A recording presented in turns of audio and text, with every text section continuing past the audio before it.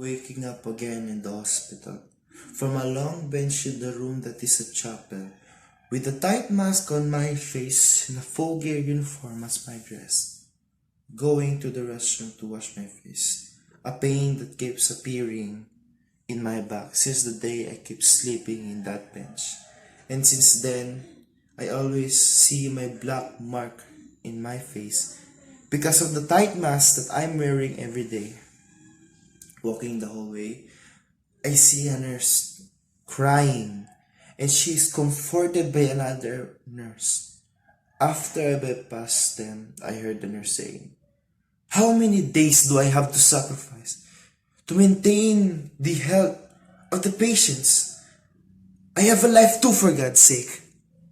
I stopped and pondered as my legs feels the fatigue as I was about to fall down. The memories flashed before me about how happy I was when I was at home, waiting for my wife to cook for me as I held my baby in my arms, and when I kissed my wife, said goodbye to her, and that was the last moment to feel that warm feeling.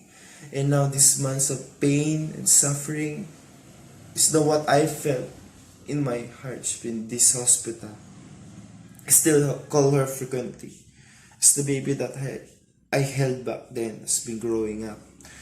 I was strong back then as I fight this pandemic, but time by time, people around me are becoming weak, and here I am realizing that I became a slave to this pandemic. It wasn't like this before. I always get proud to the people who have endured and have recovered well, yet there are people failed and died in front of me. Become a common accomplishment.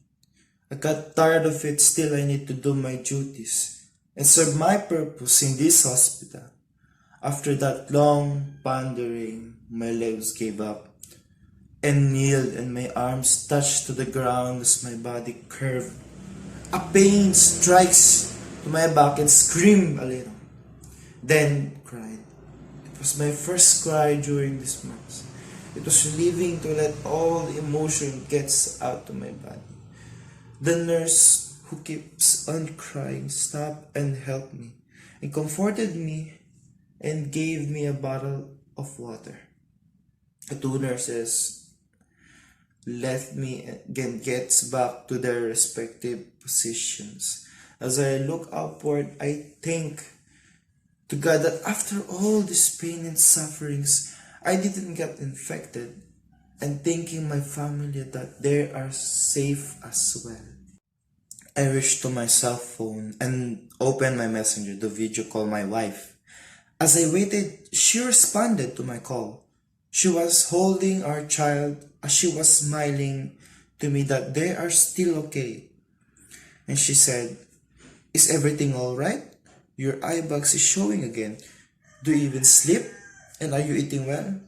As I hear her voice, a warm and relieving feeling goes through my heart. While I staring to my child, a deep and unsettling feeling comes to me. A feeling that I must stand up again to fight once more from this agonizing experience. I said to her, "If this all ends, I will treat you all to a nice, fine restaurant and shop all day as our hearts desire." A proud face of hers with a great smile gave me courage to stand up. I say goodbyes to her and off call, then return to my respective position once again. Being lost is hard, but with a little push or a source of powering your strength, it's easy to go back. We just need a little of love to be encouraged and to fight to our journey ahead of us. Thank you.